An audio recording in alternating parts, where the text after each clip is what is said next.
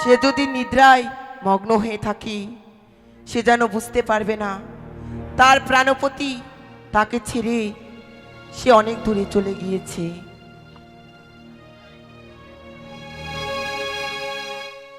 ঘুমায়ও না আর বেহুলা, জায়গা দেখো রে। ঘুমায়ও না আর বেহুলা, জায়গা দেখো রে।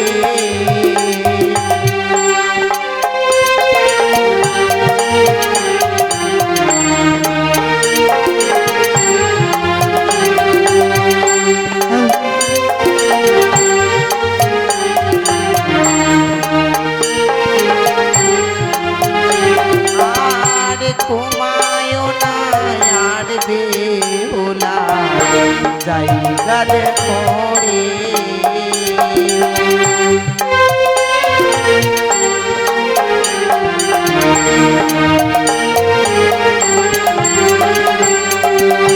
কাল রাত্রে কাল নাগিনী,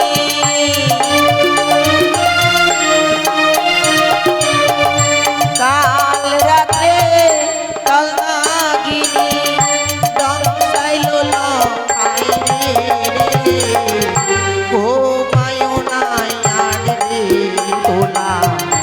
জায়গা দেখো রে। ঘুমায়ও না আর বেহুলা, জায়গা দেখো রে।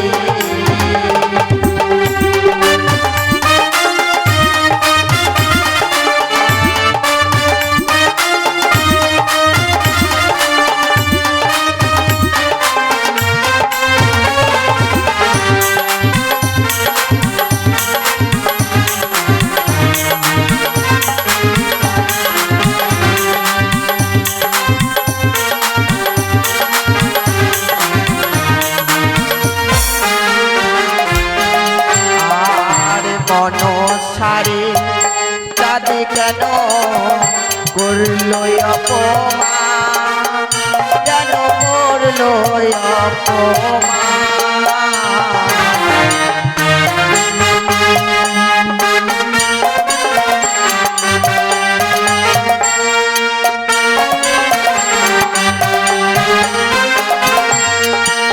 আর মনসারে চাঁদে কেন করলো অপমান, কেন করলো অপমান।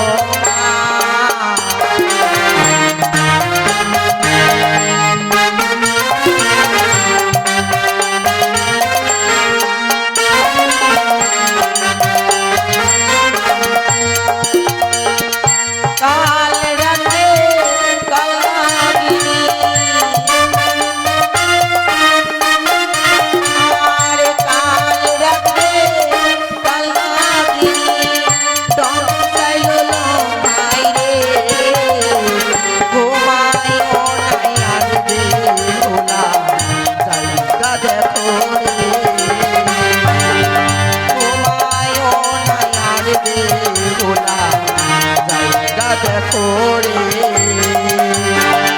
ওই তো সে রয়েছে সনিকা বেলুনি, সেও যেন নিদ্রায় মগ্ন হয়ে রয়েছে। তাই তো আমি সেই সনিকা বেলুনিকে এই মুহূর্তে স্বপ্ন দিব, ওরে ওরে সনিকা, তুই আর নিদ্রায় মগ্ন হয়ে থাকিস না, এই মুহূর্তে সেই বাসর ঘরে ছুটে যা। তোর প্রাণতি দুর্লভ লক্ষ্মীন্দর তোকে ছেড়ে যেন অনেক দূরে চলে গিয়েছি। বেহুলা, তুমি আর নিদ্রায় থেকো না বেহুলা। আজ আমি নারী হয়ে মা নারীর ব্যথা বুঝলাম না, তোমার জীবন্তের সিঁদুর যেন আমি কেড়ে নিয়েছি বেহুলা। তাই তুমি একটিবার নিদ্রা ভঙ্গ করে দেখো মা, তোমার প্রাণপতি যেন তোমাকে ছেড়ে অনেক দূরে চলে গিয়েছে। একবার জেগে দেখো বেহুলা।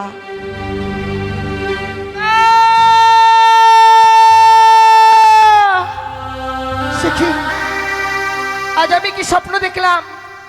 এই বাসর ঘরে আমার স্বামীকে এই পদ্মার খালিয়া নাগিনী ধ্বংসন করেছে। হে ঠাকুর, কেন এই বাসর ঘরে এমন অমঙ্গলের স্বপ্ন দেখলাম আমি? এই যে নিশ্চিদ্র লোহ বাসর ঘর, এই বাসর ঘরে তো কখনো সর্প প্রবেশ করতে পারে না, তাহলে কেন আমি এমন অমঙ্গলের স্বপ্ন দেখলাম? না না না, আজ থেকে এই বাসর ঘর যেন অন্ধকার হয়ে গেছে। তাই এই মুহূর্তে আমি এই বাসরের বাতিকে জ্বালাবো।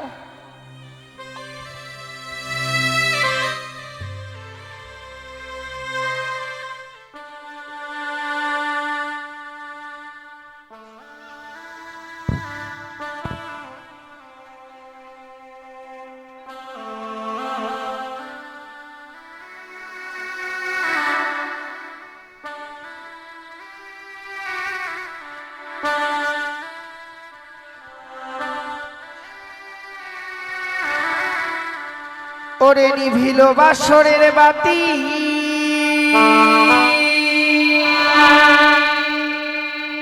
কে নিভায়ে দিল,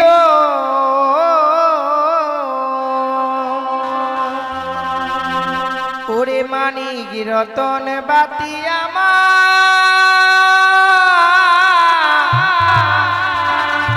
কে হরিয়ারে নিল বাতি জ্বলিয়া জ্বলিছে গো।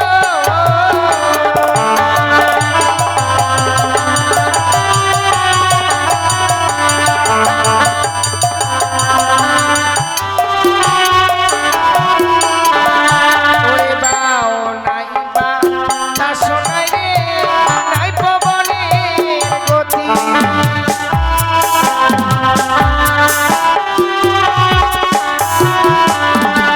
তবে কেমনে নিল আমার।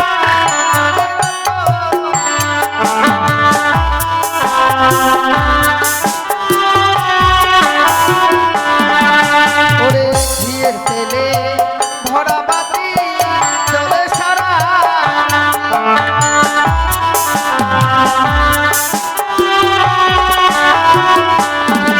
তবে কেমনে নিল আমার মানিক রতন বাতি।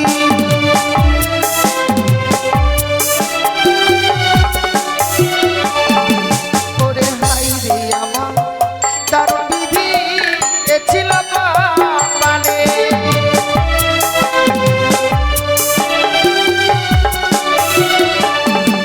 ওরে একবার জ্বালালাম বাতি তবু না জ্বলিল,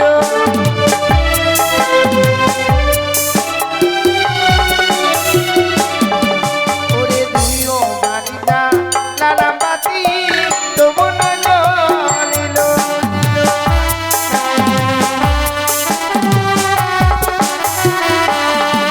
ওরে বামন সার নামে বাতি জ্বলিয়া উঠিল,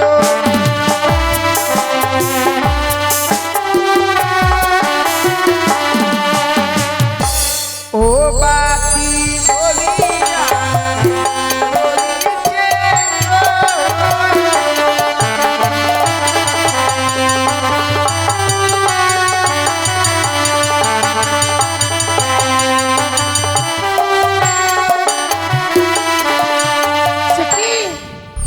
সে কি দেখছি আমি, এই বাসর ঘরে যেন স্বর্ণ পালঙ্ক ছেড়ে স্বামী আমার সে যেন ধুলার মধ্যে পড়ে রয়েছে। ওগো ওগো, কি হয়েছে? একটিবার উঠে কথা বলো না, কেন এমনি ভাবে নীরব হয়ে রয়েছে বলো। ওগো, আমাদের জন্য সেই স্বর্ণ পালঙ্ক দিয়েছি, চলো না একটিবার সেই স্বর্ণ পালঙ্কে গিয়ে বিশ্রাম করবে। কেন তুমি অমন করি সেই স্বর্ণ পালঙ্ক ছিঁড়ে এই ধুলার মধ্যে পড়ে রয়েছে? একটিবার বলো না। ওগো, তুমি একটিবার সারা দাও, কি হয়েছে তোমার? সর্বাঙ্গ যেন শীতল হয়ে গেছে। ওগো, তোমার মুখ দিয়ে যেন গরল বয়ে যায়। ওগো, সারা দাও, কি হয়েছে তোমার? একটিবার বলো না। ওগো, তবে কি আজকে দিনে যে স্বপ্ন দেখেছি সেই স্বপ্ন কি আমার সত্যি হয়ে যাবে? সত্যি কি এই বাসর ঘরে তোমার সর্পে দংশন করেছে? ওগো, সারা দাও প্রভু, একটিবারে সারা দাও না।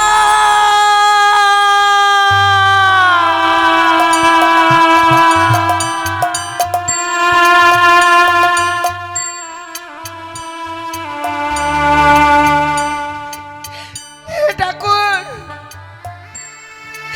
কেন তুমি আমার স্বামীকে আমার কাছ থেকে কেড়ে নিলে? আমি কি অপরাধ করেছিলাম তোমার কাছে? যে বাসর বাসর করে তুমি আমার স্বামীকে আমার কাছ থেকে কেড়ে নিলে। ওগো তুমি একটি বাড়ি ছাড়া দাও না, এমনি বাবলি নবয়ে থাকো না গো, একটি বাড়ি ছাড়া দাও। কে কে আমার এই শ্রীমন্দিরের সিঁদুর কেড়ে নিল ঠাকুর? আমি কার এত বড় ক্ষতি করেছিলাম যে বাসর করে আমার এই শ্রীমন্দিরের সিঁদুর কেড়ে নিল? ওই আমার স্মৃতির সিঁদুর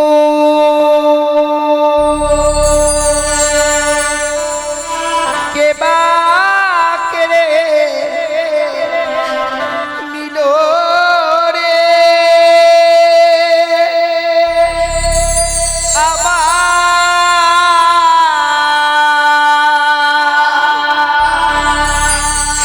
বিধবাসা জালে।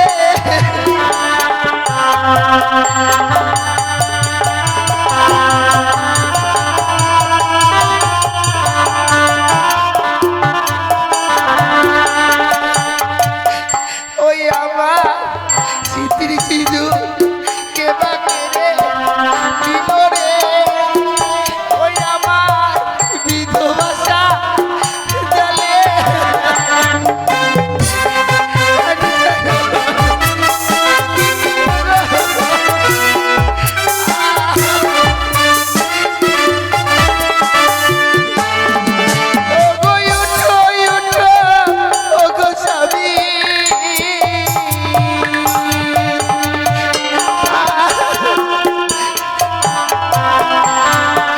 একবারই উঠে কথা বলো গো, ওই আমার বিধবাসা গেলে।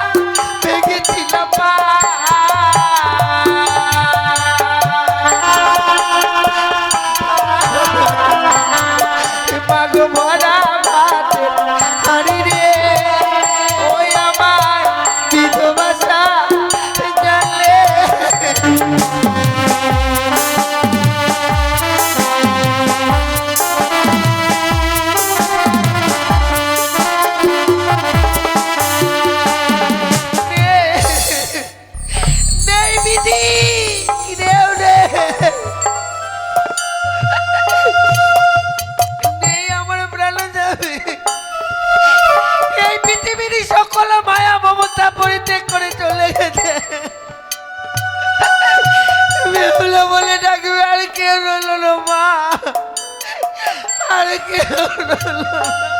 লখাই!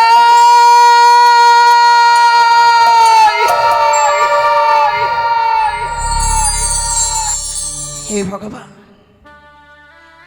আজ আমি এমন কি স্বপ্ন দেখলাম? কেশব দূর থেকে বলল, রে সনিকা, তুই আর নিশ্চিন্তে ঘুমিয়ে থাকিস নে মা, একটিবারে ছুটে আয়, ছুটে আয় একটিবার শুধু বাসর ঘরে। ওই বাসর ঘরে, ওই বাসর ঘরে যেন পদ্মার কাল ভুজঙ্গে প্রবেশ করে আমার লখাইকে দংশন করেছে। ওগো, ওগো, তুমি কোথায় রয়েছো? একটিবার এসো। আমি যে এই মুহূর্তে সেই বাসর ঘরে যাবো। ওই তো, ওই তো জানালো খাই অমনি ভাবে আমাকে মা মা বলে ডাকে। দাঁড়া বাবা, দাঁড়া, আমি এই মুহূর্তে তোর কাছে যাব। লখাই! দাঁড়াও, দাঁড়াও সনকা, এখনো নিশ্চিতপ্রবাদ হয়নি। লখাই বলতে বলতে অমন করে কোথায় যাচ্ছ? ওগো স্বামী, আজ শয়ন পক্ষে আমি এমনই স্বপ্ন দেখলাম গো, স্বপ্ন দেখে আমি আর স্থির হয়ে থাকতে পারলাম না। সেই শয়ন পক্ষে সনকা, গো, স্বপ্ন দেখবার পর তুমি বিচলিত হয়েছ। স্বপ্ন এমন স্বপ্নের মতো আসে, আবার স্বপ্নের মতো চলে যায়। এই কঠিন বাস্তবে স্বপ্ন কোনোদিন সত্য হয় না। বলো তো সনকা, এমন কি স্বপ্ন দেখবার পর তুমি বিচলিত হয়েছ? ওগো, এ কে যেন দূর থেকে বললো, রে সনিকা, তুই দিচিন তুমি আর ঘুমে থাকিস নে মা, একটিবার তোর প্রাণ থেকে লখাইকে দেখবার জন্য ছুটে আয় বাসর ঘরে। ওই বাসর ঘরে, ওই বাসর ঘরে যারা পদ্মার কাল ভুজঙ্গে প্রবেশ করে আমার লখাইকে দংশন করেছে গো। চলো না স্বামী।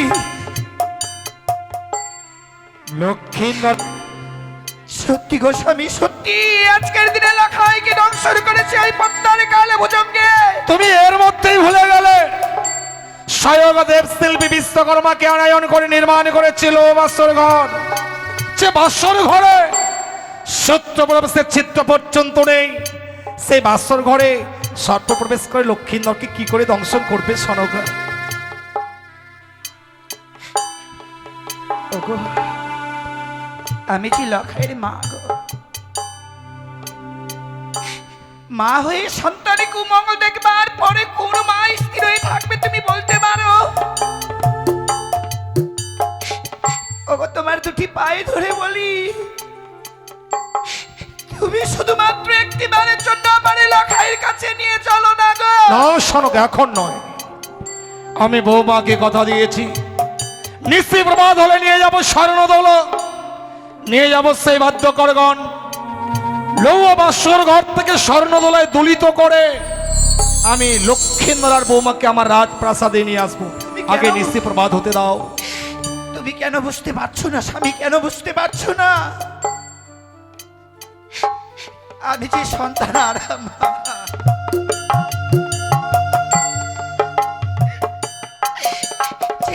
আগে এক করে ছয়টি সন্তানকে আবার পর যে যন্ত্রণা আমি পেয়েছি,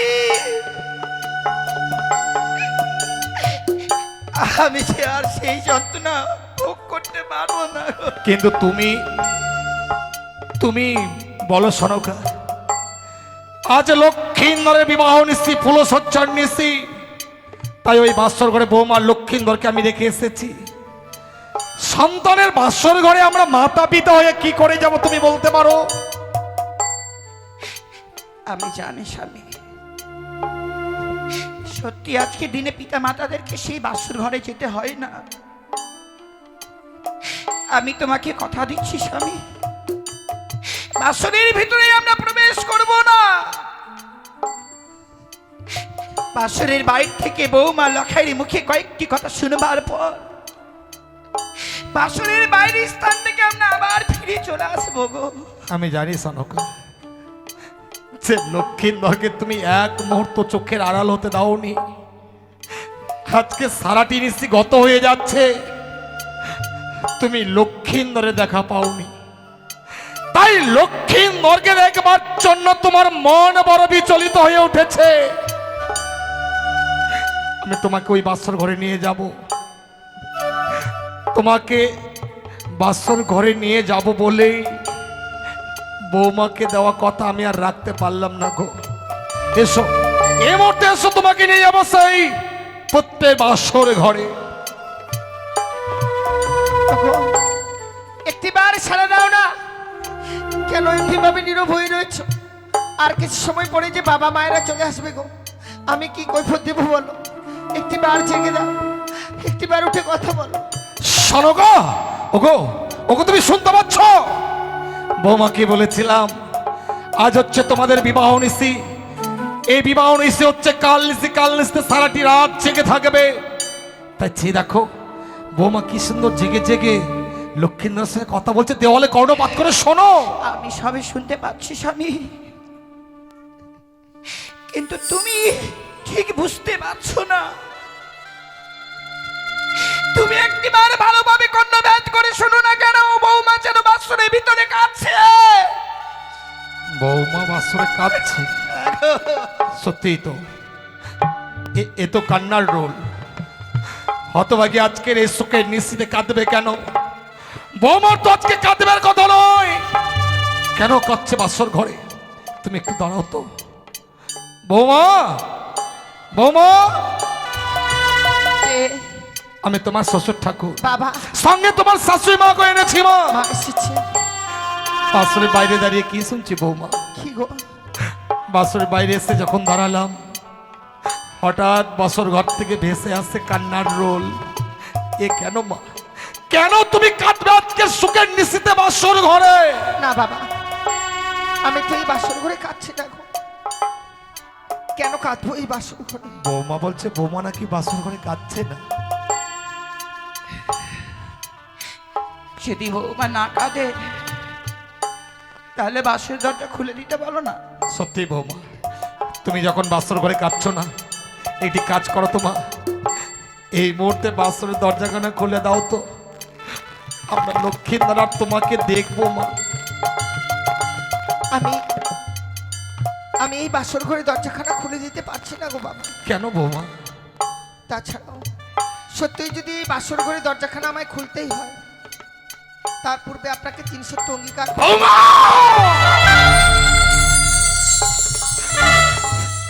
তুমি এতই স্বার্থপর মা, এই বিশাল পৃথিবীতে লকাই ছাড়া আমার আপন বলতে আর কে আছে? আমার যা কিছু আছে সবই তো তোমাদের। না জানি নিশ্চয়ই প্রভাতকালে তুমি এমন কি বাঁচাইবে যার জন্য 300 অঙ্গীকার করতে বলছো বৌমা। আমি 300 অঙ্গীকার করতে পারবো না, সনকা, আমি 300 অঙ্গীকার করতে পারবো না। তুমি বৌমাকে দরজা খুলে দিতে বলো। না গো স্বামী, না। শুধুমাত্র আজকের দিনে আমার জন্য তোমাকে যে বৌমার সঙ্গে 300 অঙ্গীকার করতে হবে, লখাইকে না দেখলে আমি যে এই বাসর স্থান পরিত্যাগ করতে পারবো না গো। কি বলছো তুমি? দোয়াই তোমার স্বামী, তুমি একটিবার বৌমার সঙ্গে তুমি একটিবার শুধু 300 অঙ্গীকার করো। বেশ সনকা, সন্তানকে দেখবার জন্য এসেছি তো, 300 অঙ্গীকার না করলে তো বৌমা দরজা খুলে দেবে না, আমরাও লখাইয়ের দেখা পাবো না। আমি 300 অঙ্গীকার করব বৌমা, আমি তোমার সত্যে আবদ্ধ হব মা। বলো মা, তোমার এমন কি সত্য রয়েছে তুমি আমার কাছে খুলে বলো। বাবা, আপনি শুধু কথা দিন, এই নিশি প্রভাত হয়ে গেলে আপনার কাছ থেকে আমি যা চেয়ে নেব তাই হবে মা। নিশি প্রভাত কালে তুমি যা চাইবে আমি তাই দেব মা। তুমি শুধু বাসনের দরজাখানা খুলে দাও। বেশ গো বাবা, আপনি যখন কথা দিয়েছেন আমি এই মুহূর্তে এই বাসনের দরজাখানা খুলে দেব। তাই দাও মা, তাই দাও। খুলে খুলে দিলাম আমি এই বাসনের দরজাখানা। বৌমা বৌমা বৌমা, আজকের এই শোকের নিশ্চিতে কাটতে আছে হতভাগী। তুমি কি জানো না মা, স্ত্রীর চোখের জলে স্বামীর জীবনে অকল্যাণ নেমে আসে। তুমি যদি আজকে কাঁদো, আমার সন্তান লক্ষ্মী ধরে চেয়ে অকল্যাণ নেমে আসবে মা। কেন কাঁদছো এই বাসর ঘরে মা? কি হয়েছে তোমাদের? বাবা, ওরে মা, এ তুই একাই এলি, আমার লখাই এলো না। কেন কাঁদছিস হতভাগী? মাগো, আমার স্বামী যেন আমার সঙ্গে আর কথা বলছে না। লখাই কথা বলছে না বলে তুমি কাঁদছো? লখাই কোথায়? লখাই কোথায় বৌমা? দেখুন না বাবা, স্বামী আমার যেন সেই স্বর্ণ পালঙ্ক ছেড়ে লখাই রে এমন ভাবে ওই দুলার মধ্যে পড়ে রইল। এ কি দেখছি লখাই, আজ স্বর্ণ পালঙ্ক ছেড়ে ধুলোর মুখে কেন? কেন ধুলোয় শুয়ে আছিস? ওরে ওরে কথা বল, কথা বল লখাই। একটি বার শুধু পিতা বলে ডাক, তোর মা এসেছে, মাকে মা বলে ডাক। কি হলো বৌমা? আমি কি দেখছি? লখাইয়ের সোনার বর্ণ অঙ্গ আছে মলিন হয়ে গেছে, সর্বাঙ্গ যেন শীতল হয়ে গেছে, তার বদন দিয়ে গরল বয়ে যাচ্ছে। কেন মা? বাবা, ও মা, সে আর কোনোদিনও কথা বলবে না গো। কথা বলবেন? কিন্তু কেন মা? আমার স্বামীকে যে ওই পদ্মার কালিয়া নাগিনী দংশন করে রে।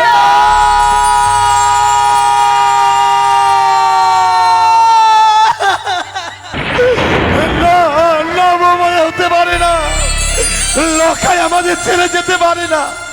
লখাই কথা বল রে, একবার শুধু মাকে মা বলে ডাক, আমাকে বাবা বলে ডাক। লখাই এই গো স্বামী, নিদ্রা দেবীর শীতল কোলে লখাই মোর ঘুমিয়ে পড়েছে। ও ওকে আর ডেকো না, শোনো, তোমার ডাকে কোনোদিন সাড়া দেবে না। লখাইয়ের কান দুটো আছে এমন বধির হয়ে গেছে, আমাদের কণ্ঠেশ্বর তার কর্ণে আর পৌঁছবে না।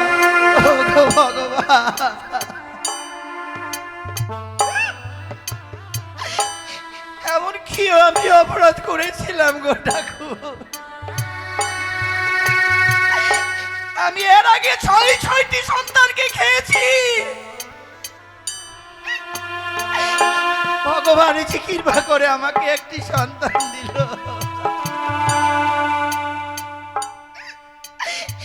আবার এই সন্তানকেও খেয়ে ফেললাম। দুঃখ করো না সনকা, ওগো দুঃখ করো না। নিয়তির খেলা ঘরে যা ঘটবে বিধাতা আগেই পরিকল্পনা করে রাখে। তুমি আমরা সবাই উপলক্ষ মাত্র। লক্ষায় আর কোনোদিন আমাদের মা বাবা বলে ডাকবে না গো। আধার হয়ে গেল গো, এই সারা চম্পলা নগর যেন অন্ধকারে পরিণত হয়ে গেল। আর কেউ রইল না এই হতভাগীকে মা। দেখে তো সনকা, যে মুখ দিয়ে তোতা পাখির মতো লক্ষিন্দর মা মা বলে ডাকতো, সেই মুখে যেন আজ ঘন ঘন মাছি উড়ে উড়ে বসছে।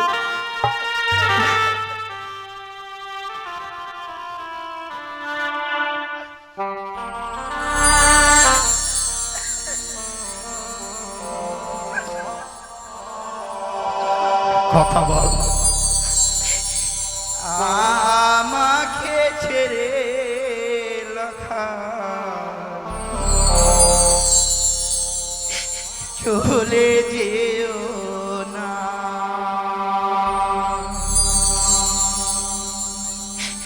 এই সন্তান হারা মায়ের ব্যথা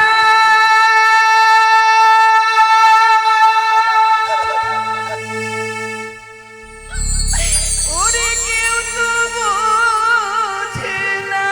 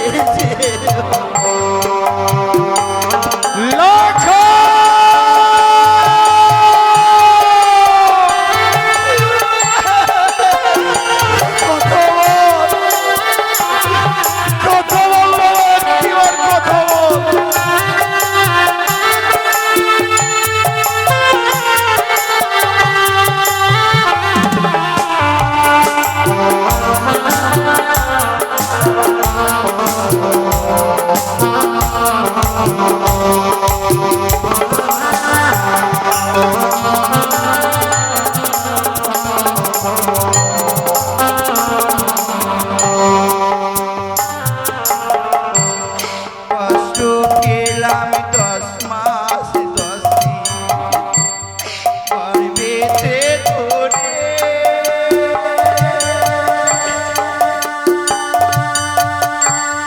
যাসনে রাখাই আমায় মাকে তুই ছেড়ে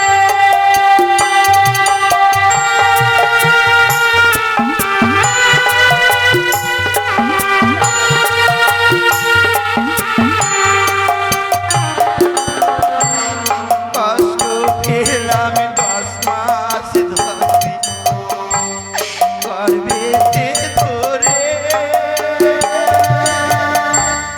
যাসনে রাখাই রে তুই মাকে তুই ছেড়ে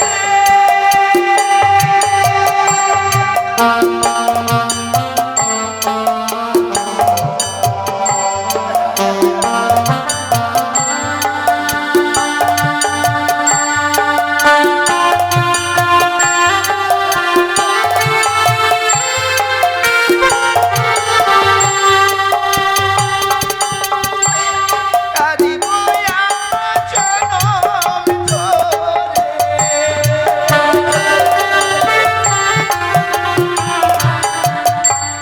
কাঁদিব আমরা জনম ধরে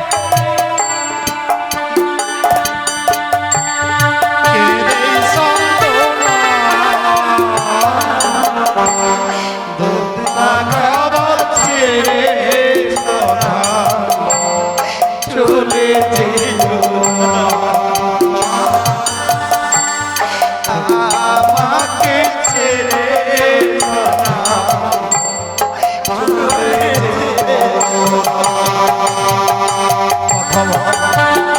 ওরে ডাক একটিবার পিতা বলে না, ওর মাকে মা বলে না।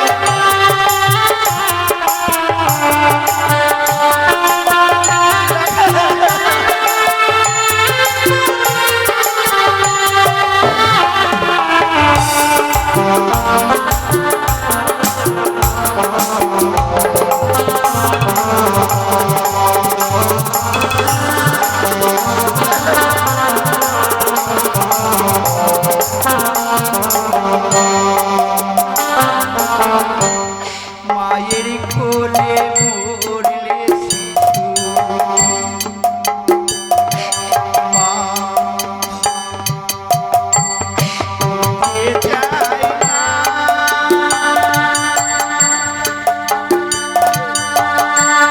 সন্তান মারা গেছে শুনে বিশ্বাস করি না শোনো গো, ভেঙে পড়ো না গো।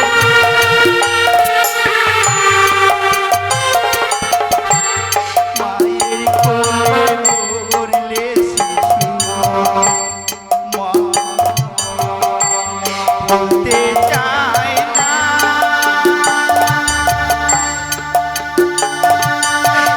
সন্তান মারা গেছে শুনে বিশ্বাস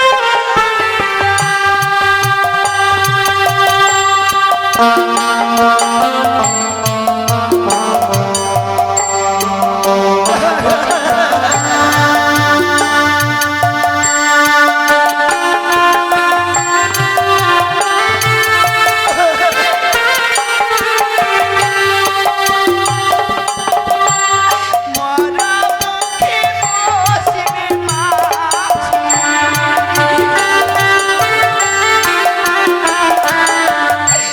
মরা মুখে বসবে মাছি দেখতে পাবো না আত্মা কাঁদতে চলে যেও না আমাকে ছেড়ে সোনা চলে যেও এই সন্তান হারা মায়ের ব্যথা কেউ তো বোঝে না সন্তান হারা মায়ের ব্যথা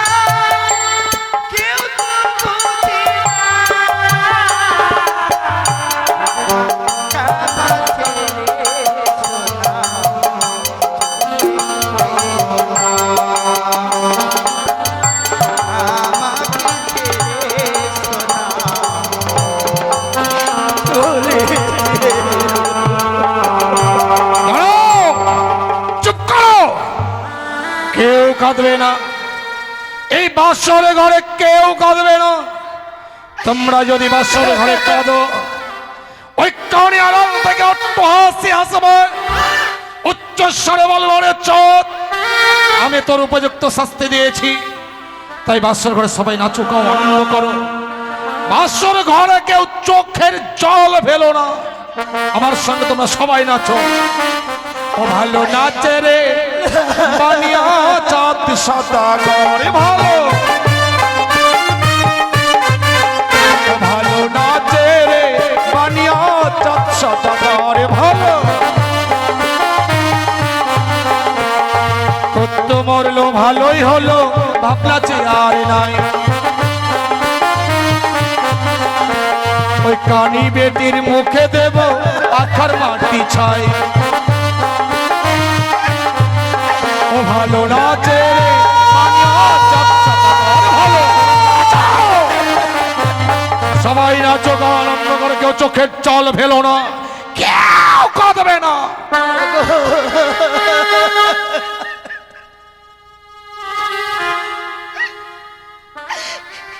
আমার লখাইছি মৃত্যু সজ্জায়,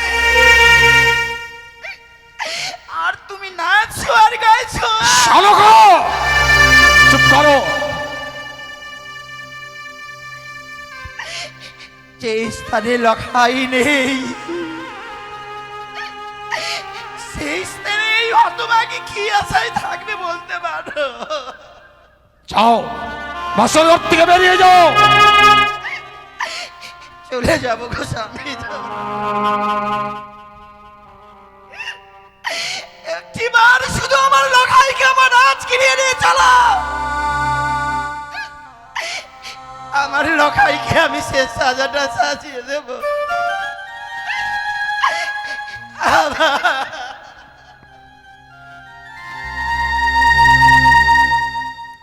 বৌমা, তোমার শাশুড়িকে আমি বাসর ঘর থেকে তাড়িয়ে দিলাম, একটিবারের জন্য তোমার শাশুড়িকে আমি নিষেধ করলাম না। কেন জানো মা? তোমার শাশুড়ি মা যদি বাসর ঘরে বেশিক্ষণ থাকে, হয়তো লক্ষ্মীন্দরের সঙ্গে সে প্রাণে মারা যেতে পারে, তাই তোমার শাশুড়ি মাকে বাঁচিয়ে রাখবার জন্য আমি বাসর ঘর থেকে তাড়িয়ে দিলাম। জানো বৌমা, তোমার শাশুড়ি মা ছাড়া এই পৃথিবীতে আমার আপন বলতে আর কেউ রইল না। যদি তোমার শাশুড়ি মা প্রাণে মারা যায়, এই পৃথিবীতে আমার আপন বলতে আর কেউ থাকবে না মা। বৃদ্ধকালে যদি কোনো পুরুষের নারী মারা যায়, তার মতো হতভাগ্য পুরুষ আর এই পৃথিবীর বুকে নয় মা। জানো বৌমা, নারীর জীবন হয় রে মধুর, মনের মানুষ পেলে। পুরুষদের ভাঙে কপাল লক্ষ্মী ছেড়ে গেলে। লকাই তো আমাকে ছেড়ে চলে গেছে মা, তুমি দাও তো। এই মুহূর্তে লকাইকে আমি ওই শ্মশানে নিয়ে যাব, শ্মশানে নিয়ে গেলে লকাইয়ের আমি সৎকার করব মা। চন্দন কাস্তে আমি তার চিতা সাজিয়ে দেবো, জ্বলন্ত চিতায় লক্ষ্মী আমি সৎকার করব। ও শ্বশুর বাবা, জ্ঞাতি বর্গগণ, লক্ষ্মীন্দরকে নিয়ে চলো। ও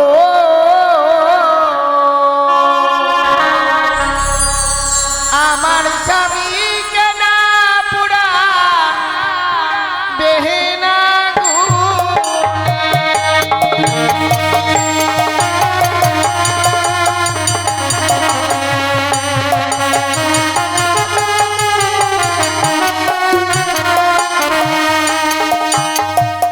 ও শ্বশুর বাবা,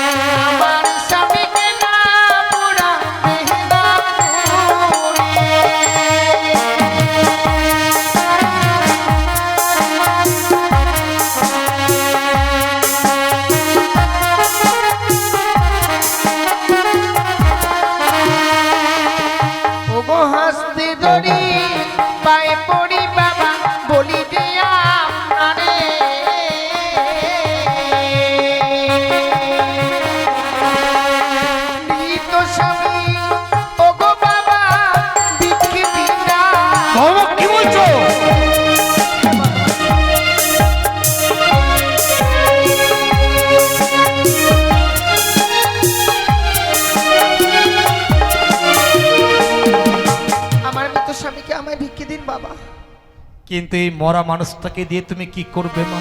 ও গো মৃত স্বামী বকিলে বাবা বাসি বসা করে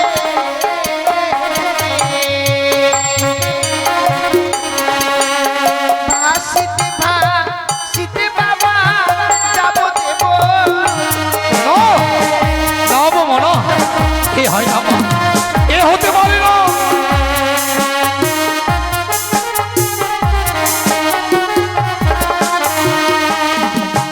সত্যি বাবা, মৃত স্বামীকে বক্ষে লইয়া আমরা আর সাগর জলে ভাসতে ভাসতে যাব আমি সেই দেবতা নগরে। কিন্তু সেখানে গিয়ে কি লাভ মা? প্রত্যেকটি দেবতার কাছে স্বামীর প্রাণ ভিক্ষে চাইবো আমি। আমি কি অপরাধ করেছিলাম যে তারা আমার স্বামীকে এই বাসর করে কেড়ে নিল? এ তোমার মিথ্যে আশা বৌমা।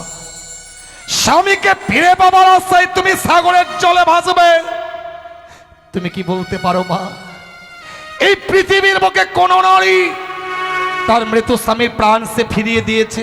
হ্যাঁ বাবা, সতী সাবিত্রী কি করে তার স্বামীর প্রাণ ফিরে পেয়েছিল? সতী সাবিত্রীর কথা আমার অজানা নয় মা। সতী সাবিত্রী আপন সতীত্ব গুণে পাইতে সম্মান, যমঠাই ফিরিয়া পাইল সত্যবান।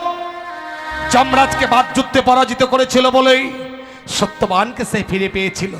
তুমি তো পারবে না মা, তুমি পারবে না তোমার স্বামীকে কোনোদিন ফিরিয়ে আনতে। না বাবা, আমি যদি আমার স্বামীকে নিয়ে একবার দেবতা নগরে পৌঁছতে পারি, ঠিক আমি আমার স্বামীর প্রাণ ফিরিয়ে পাবো। চুপ করো!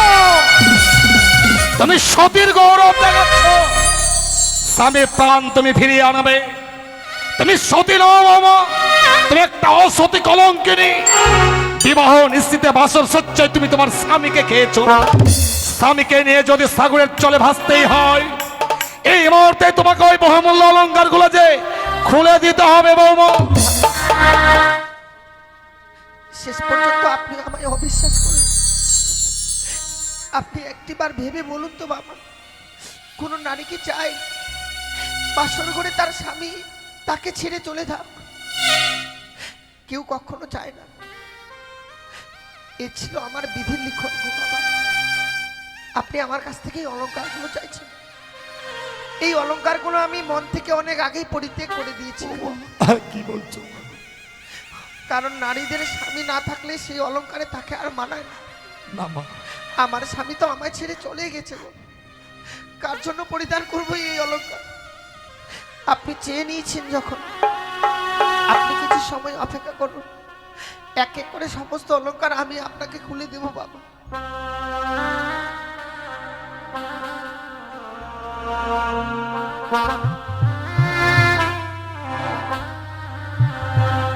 ওই আমার অষ্টয় অলংকার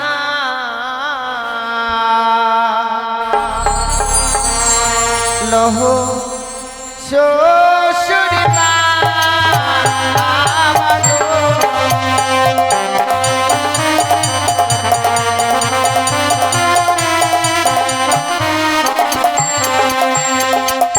ওই আমার অষ্টয় অলংকার লহ শ্বশুরি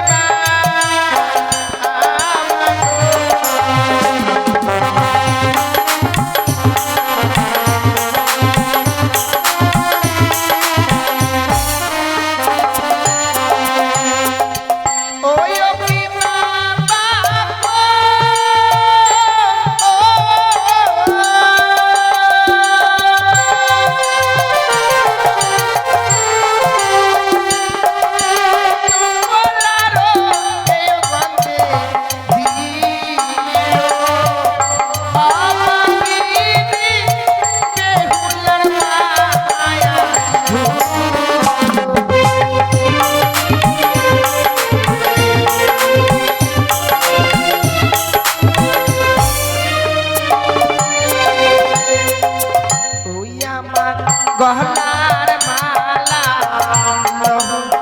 শ্বশুর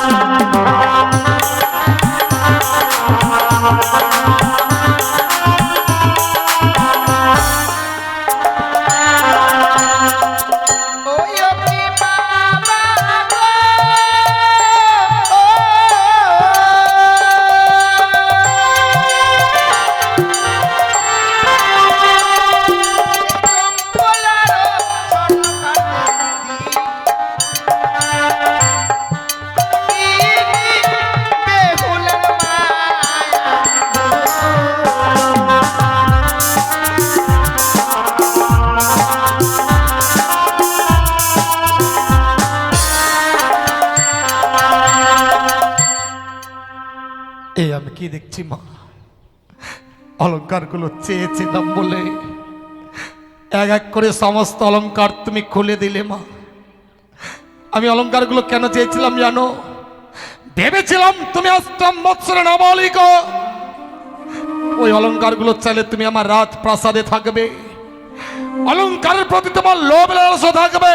বাবা, কিন্তু তুমি যে স্বামীর চরণে মতি রেখেছো, তোমার স্বামী ভক্তির কাছে আমি পরাজিত বৌমা। বাবা গো, ওই অলংকারগুলো তুমি পরিয়ে নাও। কখনো না বাবা, যে অলংকার একবার আমি পরিত্যাগ করে দিয়েছি, সে অলংকার যে আমি আর পরিধান করতে পারবো না। অলংকার পরিত্যাগ করেছো সত্য বৌমা, কিন্তু এখনো যে দামি অলংকারটি তোমার কাছে রয়ে গেছে, সে কি বলছেন বাবা? বুঝতে পারছো না তাই না? না গো, যে রাখো, তোমার সর্বাঙ্গে রইয়াছে বহুমূল্য সেই লাল রঙের অগ্নিবাস্ত্রের শাড়ি। স্বামীকে নিয়ে সাগরের জলে ভাসতে হলে বাবা, তোমাকে যে ওই অগ্নিবাস্ত্রের শাড়িখানা খুলে দিতে হবে মা। বাবা কি বলছেন গো আপনি? অলংকার গুলো খুলে দিলাম, আপনি এখন আমার এই পরনের শাড়ি খুলে নিতে চাইছেন? আমি যদি আপনার নিজের মেয়ে হতাম, পারতেন বাবা নিজের মেয়ের পরনের শাড়ি খুলে নিতে? বৌমা, ওই অগ্নিবাস্ত্রের শাড়িখানা কেন চাইলাম তুমি বুঝতেই পারোনি। তুমি তোমার স্বামীকে নিয়ে ভগবান দর্শনে অগ্রসর হবে, আর ভগবান দর্শনে অগ্রসর হতে গেলে এক মন এক চিন্তায় অগ্রসর হতে হয় মা। এই লাল রংটা যতক্ষণ তোমার কাছে থাকবে, তোমার কাছে লোভ কাম মোহ বিরাজ করবে, আর যতক্ষণ লোভ কাম মোহ বিরাজ করবে, শত চেষ্টা করলেও তুমি ভগবান দর্শন করতে পারবে না মা। বাবা, কারণ এই লাল রংটা হচ্ছে লালসার প্রতীক। তাই এই লালসার প্রতীক লাল রংটাকে ছুঁড়ে ফেলে দিয়ে তুমি সাদা রঙের থান পরিধান করবে মা। ওই সাদা রংটা যে হচ্ছে শান্তির প্রতীক। বেশ বাবা, আপনাকে কথা দিলাম, আমি স্বামীকে নিয়ে সাগরের জলে ভেসে যাবার পূর্বে আমি এই অগ্নিপোষ্টের শাড়ি আপনার হস্তে তুলে দিয়ে সাদা থান পরিধান করে সাগরের জলে ভেসে যাব। আজ আমি তোমার স্বামী ভক্তি দেখে অবাক হয়ে যাচ্ছি। তুমি তুমি অষ্টম বৎসরে নাবালিকা, তুমি যে স্বামীর চরণে মতি রেখেছো, একটি কথা বলবো মা। বলুন বাবা। তুমি স্বামীকে নিয়ে সাগরের জলে ভাসবে, ভয়ঙ্কর সাগরের জলে ভাসতে গেলে বলো তো বৌমা, এমন কি অবলম্বন করে তুমি সাগরের জলে ভাসবে? বাবা গো, আপনি আমায় পঞ্চম কদলী বৃক্ষের মান্দাস আর শলার মন্দস তৈরি করে দেবেন, যাকে অবলম্বন করে আমি সাগরে জলে ভেসে যাব। হলো না বৌমা, ওই সাগরের জলে ভাসা বুঝি তোমার হলো না, কারণ আমি তোমায় কদলী বৃক্ষের মান্দাস দিতে পারবো না। সে কি বলছেন বাবা? আপনি কেন আমায় ওই কদলী বৃক্ষের মান্দাস দিতে তুমি পারবেন না? জানো না বৌমা, দক্ষিণে বাটনে বাড়ির চেয়ে কারণে যাত্রা করেছিলাম, চোদ্দ নিগামর ধানের রত্নে পরিপূর্ণ। যখন দক্ষিণ বাটন থেকে ফিরে আসি, ভয়ঙ্কর কালিদয়ের চলে আমার 14 নিগামর তলে তলিয়ে যায় মা। সেদিন আমি আমার প্রাণ বাঁচাতে উচ্চস্বরে বাঁচাও বাঁচাও বলে চিৎকার করেছিলাম। এই কঠিন পৃথিবীর মানুষকেও বাঁচাবার জন্য এগিয়ে আসিনি। সেদিন একটি ছোট্ট কদলীর বৃক্ষ আমার প্রাণকে বাঁচিয়েছে মা। তাই কদলীর বৃক্ষের মূল্য যে লক্ষিন্দরের চেয়ে অনেক বেশি রয়েছে মা। তবে কি আমি কদলী বৃক্ষের মান্দাস পাবো না বাবা? পাবে মা, কদলীর বৃক্ষের যোগ্য মূল্য যদি দিতে পারো, তবে তুমি কদলীর বৃক্ষের মান্দাজ পাবে। এবার তুমি ভেবে নাও, তুমি কি করে সে কদলীর বৃক্ষের মূল্য দেবে। বাবা, আপনি আমায় কিছু সময় ভিক্ষে দেবেন, যেখান থেকে হোক না কেন আমি কদলী বৃক্ষের মূল্য এনে আপনার হস্তে তুলে দেব। বেশ বৌমা, আমি সময় দিলাম, যত সময়ের মধ্যে কদলী বৃক্ষের মূল্য দিলে আমি কদলী বৃক্ষের মান্দাজ তৈরি করে দেব। হে ঠাকুর,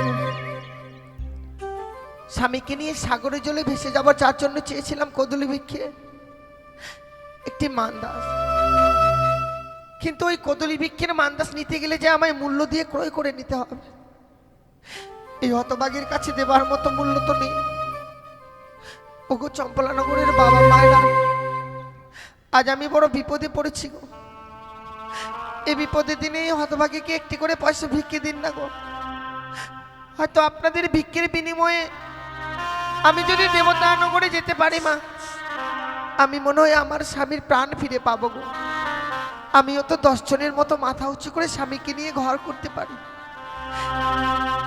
আজ আমার এই বিপদের দিনে আমায় একটি করে পয়সা ভিক্ষে দিন গো, আমায় একটি পয়সা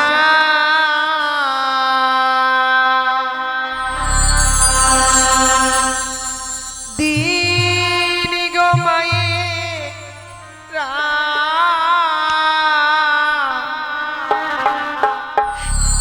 একটি পয়সা দিন।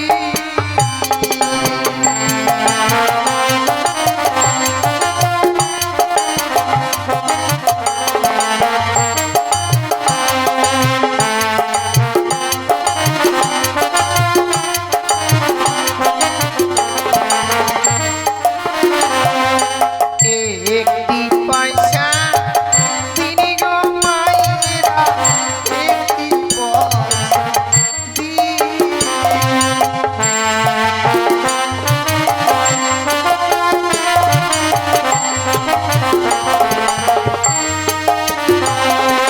তোমরাই আমার মাতা পিতা, তোমরাই আমার অন্নদাতা।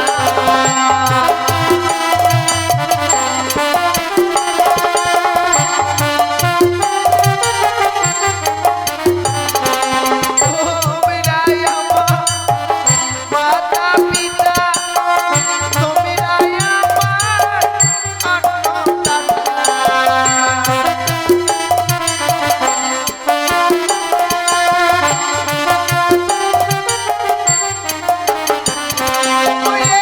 একটি করে পয়সা দিলে মা,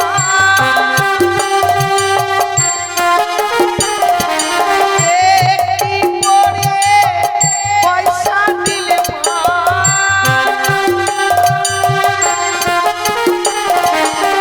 স্বামী ফিরে পাই না।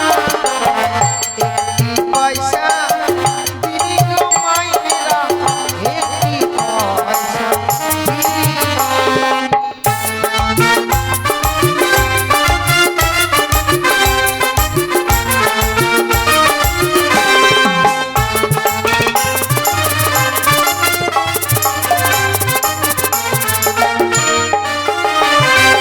কালকে ছিল মা রাজনন্দিনী, কপাল বসে ভিখারিনী।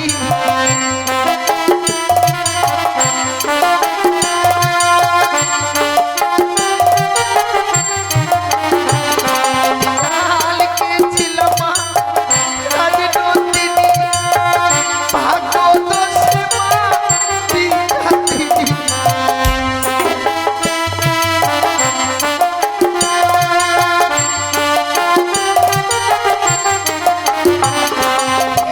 একটি করে পয়সা দিলে মা,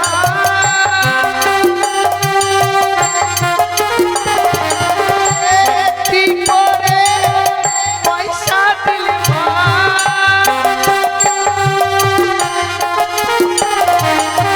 স্বামী ফিরে পাই মা। একটি পয়সা দিলি গো মায়েরা, একটি পয়সা দিলি।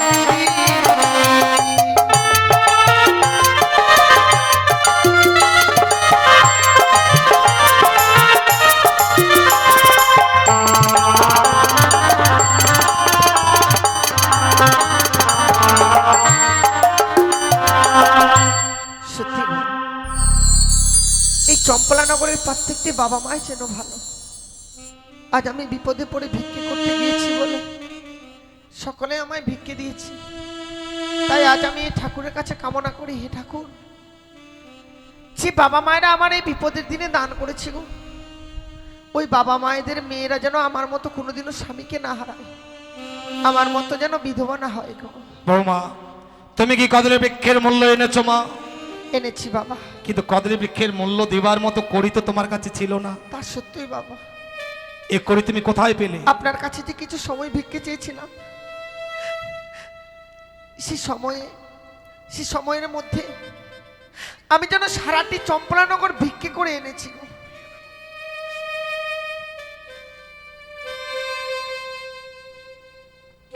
বৌমা, তোমার স্বামী ভক্তির কাছে আজ আমি পরাজিত মা। তুমি যে তোমার স্বামীর জন্য ভিক্ষে করবে আমি ভাবতেও পারিনি। তুমি রাজগৃহে বড় হয়েছো, তুমি শুধু মানুষকে দান করে এসেছো, আজ যে স্বামীর জন্য তুমি ভিক্ষে করলে এ কথা আমি কোনোদিন বিস্মরণ হব না মা।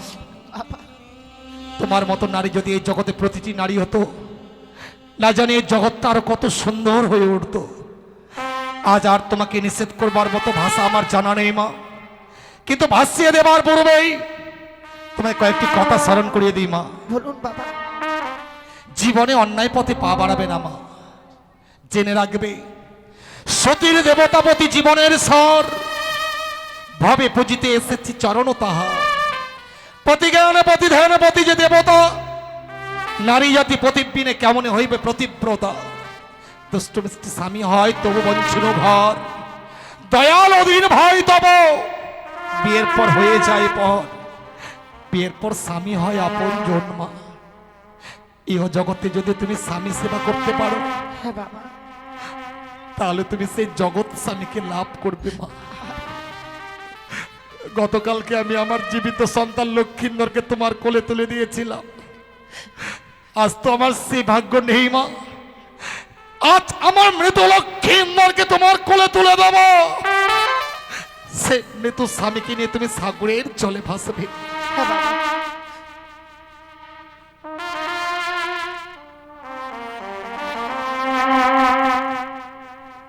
এই নাও মা। বৌমা বলছে তুমি সাগরের জলে ভেসে যেও না, তুমি আমার রাত প্রাসাদে থাকবে, আমাকে শুধু পিতা বলে ডাকবে মা। বিদায় বাবা, বিদায় গো। বৌমা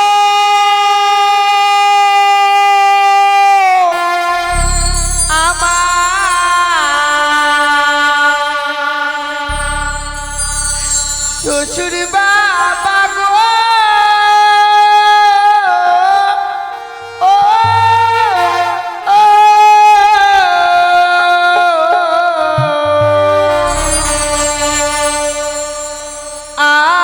আমি চলে যা ভেসে যা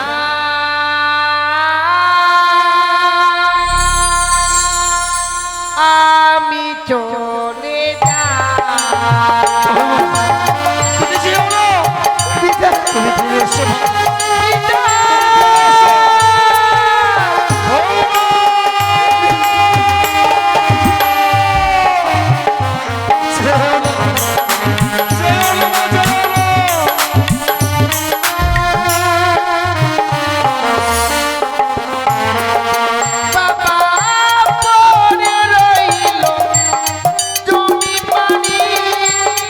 সাগর জলে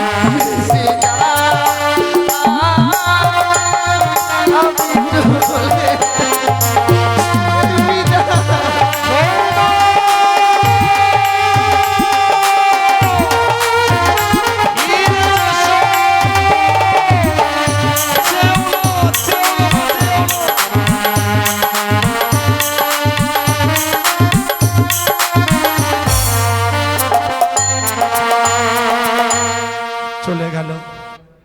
হতভাগী যেন কাঁদতে কাঁদতে মৃত স্বামীকে বাক্য ধারণ করে সাগরের জলে ভাসতে ভাসতে চলে গেল।